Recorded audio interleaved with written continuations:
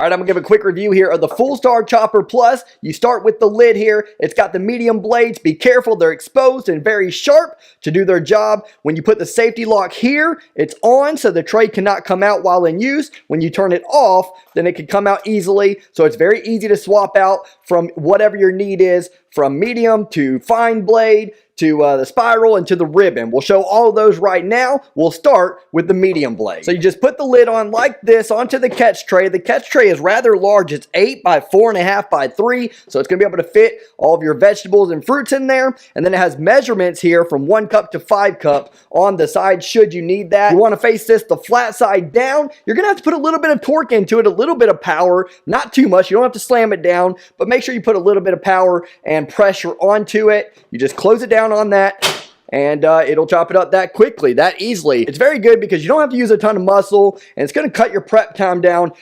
handedly, you know. Sometimes I like dicing things into small pieces with a knife. It's a little bit therapeutic, but in today's day and age, it's very convenient to have something like that. Look how simple that was. Now you have the pick scraper here. If you had any kind of residue or anything left over, you would kind of pick it out of place with this tool so that you don't have to get your fingers near the blades. And then it's very easy to clean. You'll just rinse this under water. It also has a brush here that you can brush in order to clean in between usage from what's going to be now, for me, peppers to mushrooms. So now we'll put some mushrooms on there. We'll use a few of them and we'll put them in this medium setting. And we will close this on down on it. We have the safety lock on again. And we're just like that. Now I'm going to go ahead and clean this off one more time, and we're going to use the fine blade. All right, now that we've cleaned up the mushroom mess on this top portion and this bottom portion, you take the safety lock off, carefully take this blade and remove it, and then you simply put this one on here, put that safety lock back on, and let's do some fine blade cutting here with the mushrooms, the garlic, and the onions. With the onions, I recommend kind of cutting them in portions. I cut them in thirds here, flat side down just like that, so that it will be easier and you won't put too much pressure on the blades and the tool itself. Same concept here, a little bit of torque, not too much, and then we're going to clean in between each usage from mushrooms to garlic to onions. Okay, now we'll chop up this garlic here. A little bit harder, a little bit more force needs to be used here. And then lastly, the red onions, which I imagine will also need to use a little bit of force when we're closing down on this thing. So let's lock it and give it a shot here. Not too bad. That garlic was actually a little bit harder than the onions, honestly.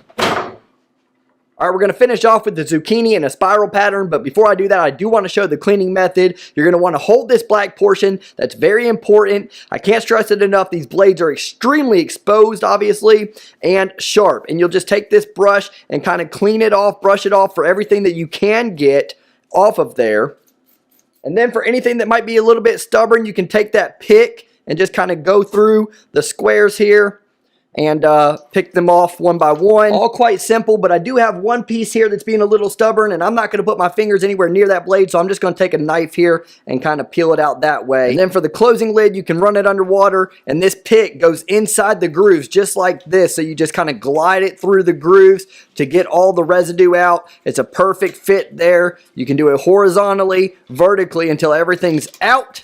And looks like everything's clear of the way. That's how simple it is to clean this blade for the next vegetable to chop. And then I'm going to move the camera back over so I won't be back in this mode from this angle. So the zucchini, if it was stuck in there, you have this cleaning tool and you just kind of push it through there to clean that way. That's how you would do it for the spiral and the ribbon patterns. Okay, and finally we're going to do the zucchini, and we're going to do it in the spiral motion. You can tell the difference between the spiral and the ribbon. This is the ribbon and it's just a straight edge there. We're not going to do that one today, but we do have the spiral here, and you can see the spikes there. That's how you know the difference. Same concept. These are blades. They are sharp, but if I was to switch them out, you would just pull right here and then put that one in its place, but we're going to go with the spiral. We're going to put it on, and we're going to see how this thing works.